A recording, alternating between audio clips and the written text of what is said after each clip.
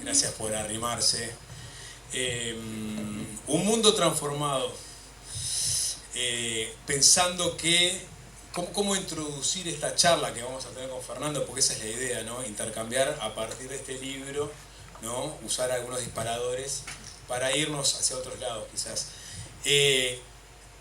Para el que se acercó al libro, no creo que muchos habrán visto que es como una montaña rusa. Imagínense el planeta atravesado por una montaña rusa, ¿no? Que lo cubre todo, y bajando y subiendo, de acuerdo a la zona conflictiva a la que Fernando decide acercarse. Porque es un poco esa la idea, ¿no? Unir la visión global que él tiene del mundo, enfocado obviamente en la seguridad y en la conflictividad, pero a partir de ahí sacar reflexiones y conclusiones que nos ayuden a comprender un poco más el mundo en el que vivimos, que es un mundo absolutamente transformado, ¿no? Ahí me marqué, está muy marcado el libro, pero en un momento él, casi como de cotelé, enumera los lugares en los que estuvo, ¿no? Trabajando para la ONU, y ahí es cuando uno queda realmente abrumado, y ahí es cuando uno entiende el sentido y también el contenido profundo que plasmó en este libro, ¿no? Por la experiencia vivida en todos esos lugares, ¿no? Desde Medio Oriente a la selva colombiana, a Timor Oriental, a África, varios lugares dentro de África. En todos lados, Fernando vio de primera mano cómo es la cocina de ese mundo transformado, ese mundo de transformación, ese mundo en conflicto, ese mundo inseguro y los desafíos que ese mundo inseguro presenta. No voy a explayarme más, la idea es conversar a partir de ahora. Bueno, aplauso para Fernando, que se lanzó a la aventura. Fue medio entreverado lo que acabo de decir, Fernando. Quiero empezar a ordenar un poquito la charla, y para eso necesito saber por qué decidiste plasmar en este libro todas tus vivencias y conocimientos e investigaciones que has acumulado a lo largo de estas décadas. Bueno, Diego, amigos, muchas gracias. Gracias por acompañarme en un momento tan importante de mi vida. Quiero decirles que me siento especialmente acompañado y rodeado de mis afectos, de mis más profundos afectos, que son, empezando por los alumnos de la Escuela Naval que me han venido a acompañar hoy tan distinguidamente.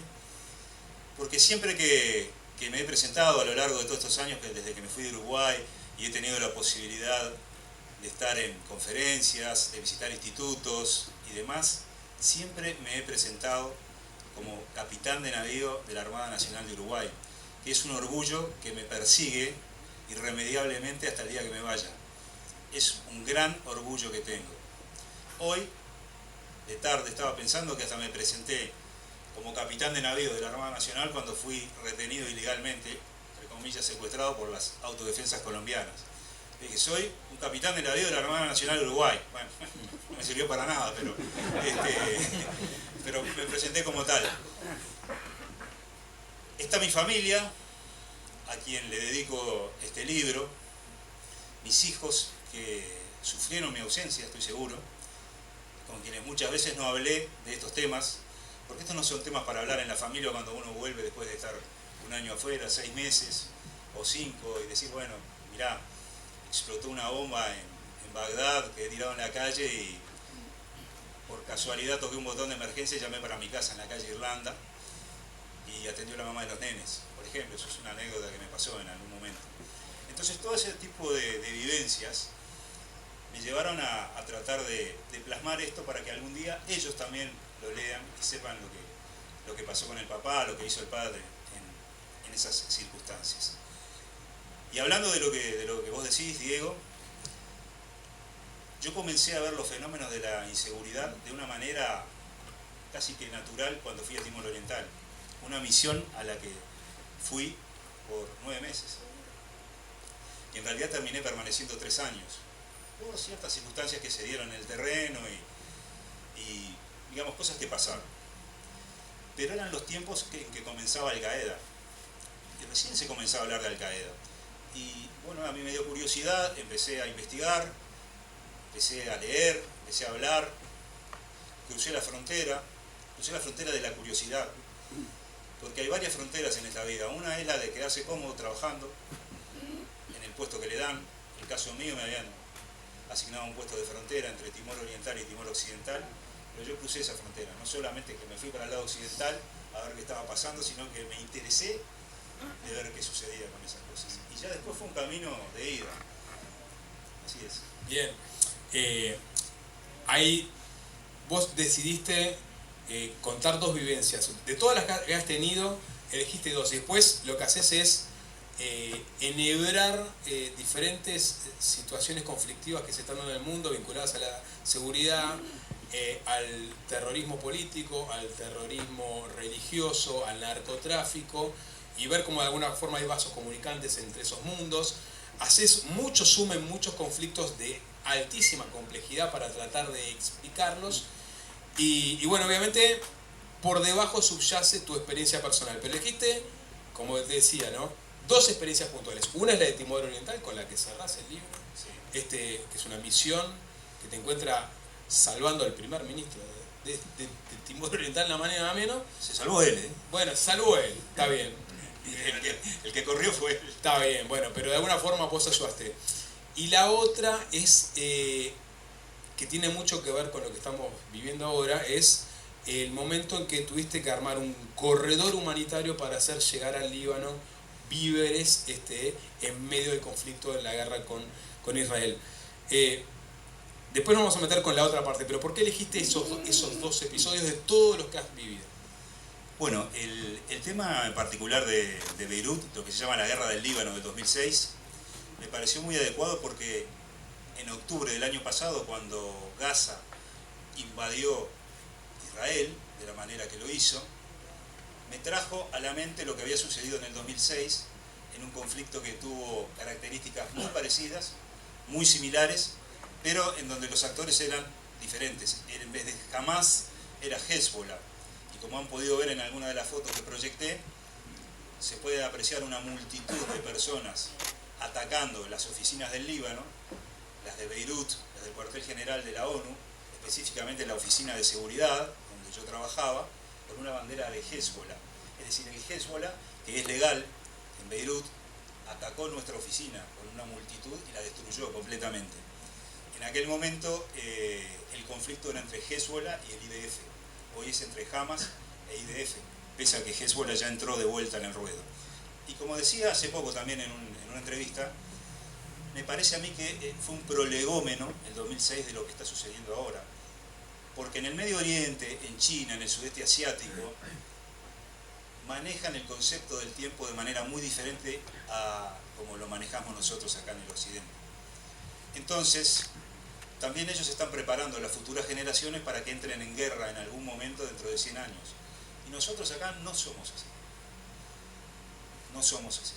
Pero no tengo la menor duda de que este conflicto de Hezbollah con Israel va a terminar en breve, va a tener un final temporal y luego se va a reiniciar dentro de 10, 15 años. Nosotros ya vamos a estar en otra cosa, vamos a estar mirando otras realidades, pero en aquella zona del planeta seguramente van a seguir pensando en eso.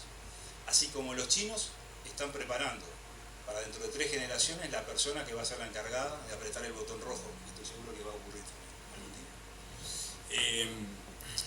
Como decía, en el libro hace zoom en muchos de los conflictos que existen actualmente en el planeta, y sobre todo los que representan una amenaza para la seguridad estatal, global, local. Y hay mucha información, ¿no? Hay mucha información, o sea, te metes de lleno en cárteles de Colombia, te metes de lleno en grupos terroristas del Medio Oriente, te metes en la realidad local uruguaya también. O sea, entras y salís con una facilidad que por momentos es medio abrumadora. ¿Cómo trabaja esa cabeza? ¿Cómo has incorporado ese caudal de información y sistematizado esa información y utilizarlo de una manera, digamos, productiva, porque también se entremezcla con tu actividad? Sí, es así. Creo que mucho que ver con ese tipo de trabajo mental que tengo o que vengo cultivando desde hace más de una década tiene que ver el hecho de trabajar con gente joven en Naciones Unidas en los últimos 15 años. Se me ha dado la posibilidad de formar equipos de gente joven para trabajar en todo lo relativo a inteligencia, contrainteligencia, operaciones de seguridad en el terreno, operaciones humanitarias, de todo tipo. Pero la clave ha sido, Fernando, queremos que estos jóvenes aprendan tal cosa, aprendan tal otra, sepan que es por ejemplo, un plan de colección, qué son los elementos esenciales de información. Tuve que montar una red de inteligencia dentro de Irak, de sur a norte, con personas muy jóvenes realmente, iraquíes. Se imaginarán que mi árabe no andaba muy fluido, pero lo hicimos. Lo hicimos con 25 personas, reclutadas una por una.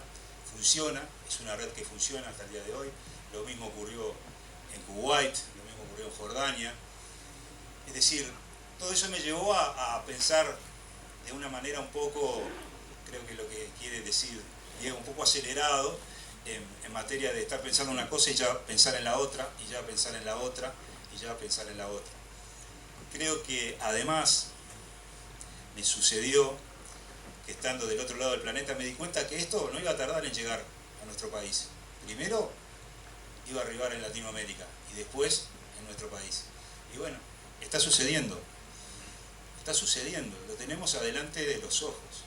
Por eso yo veo que el libro, Un Mundo Transformado, también es una suerte de contraseña para todos los que estén interesados en saber más, que se comuniquen, porque están todas mis redes, está el acceso a mí, está el acceso a mi trabajo en mi sitio web, a mi canal de podcast, al programa de radio que tengo. Pueden hacer preguntas, podemos generar capacitaciones, charlas. De hecho ahora, gente que no pudo venir, ya organizaron una charla en Maldonado para dentro de 2 semanas, una charla cerrada para hablar de un mundo transformado y de las amenazas a las que estamos expuestos en el día de hoy, y sobre todo en el Uruguay, en donde si bien la penillanura suavemente ondulada no da tantos problemas, pero sí estamos viviendo una situación complicada. Y es de buen y sensato pensar, asumir estas situaciones. Vos decís, a Uruguay está llegando una de estas dimensiones del mundo transformado que tiene que ver con las organizaciones criminales vinculadas al narcotráfico, ¿no? Es algo que muchas personas venían avisando. Bueno, Uruguay eventualmente va a entrar en ese circuito, están dadas las condiciones, estos grupos son cada vez más grandes, y la dimensión del narcotráfico se instaló incluso en la campaña electoral, ¿no? Su combate. Las otras dimensiones de la inseguridad que afectan muchas partes del planeta, terrorismo, inseguridad política, producto de, digamos, de personas que están descontentas con el sistema democrático tal cual lo conocemos. Esas otras inseguridades también están latentes y hay posibilidad de que lleguen a Uruguay. Claro, el fenómeno de la minería ilegal, por ejemplo, para mencionarte algo, la ciberdelincuencia, que está tan en auge y que no nos damos cuenta porque no estamos dentro de ese mundo. Pero estamos viviendo en un mundo en el que, bueno, hace poco lo hablábamos también en un programa, la guerra de Rusia y Ucrania se está jugando en un ámbito del ciberespacio. Es decir, hoy por hoy se hackea todo lo que tenga un código de algo, es hackeable. ¿A cuánto estamos de que se pueda hackear un arma estratégica? ¿A cuánto estamos? Y el que la hackea, ¿para qué va a utilizar el poder acceder al lanzamiento de un arma estratégica? Entonces son todas cosas temas que me hacen pensar mucho. Pero sí, el crimen organizado transnacional en todas sus facetas ha aterrizado en Latinoamérica desde hace ya aproximadamente 10 años. No lo queríamos ver. Aquí en Uruguay lo hemos hablado muchas veces, el tema de las bandas. Bueno, hay gente que es muy característica histórica, han hablado de las maras y las maras alvarodeñas y demás, pero no se les ha dado la importancia de vida. Hoy por hoy los tenemos. Vimos 2 peleas callejeras en vivo y directo en las calles, y en una de ellas particularmente se reprodujo un ritual de iniciación de maras salvadoreñas, en una de esas peleas. Y la gente mirando, eran chicos que se peleaban, no eran solamente chicos que se peleaban. Ese pogo que se armó, en torno al cual tiraban gente para adentro, tiraban mujeres, tiraban jóvenes, eso es un ritual típico de iniciación de una mara salvadoreña. Entonces los tenemos acá, bajo otra modalidad, en fin. No es una reunión esta para hablar de política, ¿verdad? Pero sí estamos en un momento político importante. Este es un momento político importante del país. El país ya probó, ya puso en ejecución varios modelos, planes. Bueno, la resultante de todos estos últimos años, no digo de este periodo, digo de 3 periodos para atrás, la resultante es a lo que llegamos hoy, una situación de inseguridad que realmente existe, ¿verdad? Y sin embargo, tenemos ejemplos exitosos en esta administración que han ido en pos de la seguridad, por ejemplo, a nivel carcelario. Acá se habla de que el estado carcelario, la situación carcelaria, ¿no? Hace 25 años que las cárceles son un desastre en este país. No solo en el Uruguay, lo cual no nos exime de responsabilidad porque es una situación a nivel latinoamericano, el tema de las cárceles. He tenido la lamentable experiencia de conocer cárceles en Venezuela, en Colombia, en Ecuador, en Panamá, en Haití sobre todo, que es lamentable. Y acá en Uruguay, ¿por qué? ¿Por qué estamos así si hace 25 años? Bueno, tenemos una experiencia que fue en el pasado, en este periodo, el INISA, bajo la administración de la socióloga Rosana Olivera, que está acá presente, por suerte, hoy le agradezco mucho la presencia, Rosana, que tuvo un modelo exitoso de manejo de personas privadas de libertad, que además son menores de edad. Son ese segmento de la población que va a salir y va a volver, o que salía y volvía, históricamente. Entonces, ¿por qué no replicar las cosas que están buenas? Hay que tener grandeza, y yo desde cierto punto en el libro lo que reclamo es un poco de grandeza al liderazgo político para recibir las propuestas de aquellos que hacen propuestas honestas, de aquellos que están proponiendo cosas para el país que son buenas. Porque ya creo que la sociedad está harta de diagnósticos, se terminaron los diagnósticos acá en materia de seguridad. Ya todos sabemos lo que pasa acá con la seguridad. Ya hoy de mañana escuché al ex presidente de la JUTEP diciendo por segunda vez en un plazo menor a una semana que Uruguay es un país corrupto. Entonces, ¿nosotros estábamos acostumbrados a vivir en un país corrupto? No, la percepción que había era de que Uruguay era el país menos corrupto de Latinoamérica y uno de los menos corruptos del mundo. Hoy tenemos un funcionario saliente diciendo de que Uruguay es corrupto y dando sus explicaciones, que son ciertamente alarmantes. Entonces, frente a eso, bueno, hay que tomar medidas. A ver, algo más genérico sobre el libro. Obviamente está escrito a lo largo de un periodo largo de tiempo donde uno incluso encuentra que en tal momento estabas más enchufado con determinado tema. Obviamente hay todo un capítulo vinculado a la pandemia, ¿no? Y cómo trastocó muchas cosas a nivel planetario, es decir, cómo trastocó la percepción que tenemos nosotros sobre, por ejemplo, las Fuerzas Armadas, también lo pones acá, la policía, la ciencia, los centros de poder. Pero en el global, cuando vos mirás todo el libro completo, ¿qué decís que quisiste transmitir? El hilo conductor, como bien me lo hizo notar la persona que prologó el libro de manera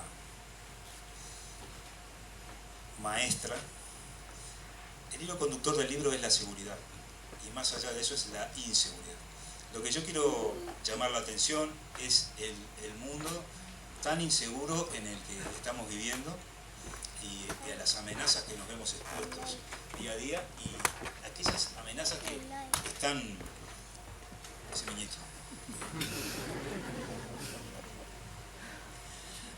Aquellas amenazas que tarde o temprano nos van a terminar impactando si no nos queremos dar cuenta. ¿Verdad? El Banco Santander ha sido objeto en estos últimos días de un hackeo masivo de cuentas. Vamos a tener funcionando un tren de UPM que es susceptible a cualquier tipo de sabotaje cibernético. tenemos unidades a nivel gubernamental muy capacitadas para enfrentar todo lo que es la ciberdelincuencia, porque tenemos gente muy capacitada. Pero como siempre digo, la delincuencia vuela a Mach 1 y nosotros 120 km/h. Están siempre adelante. La delincuencia está siempre adelante de la sociedad normal.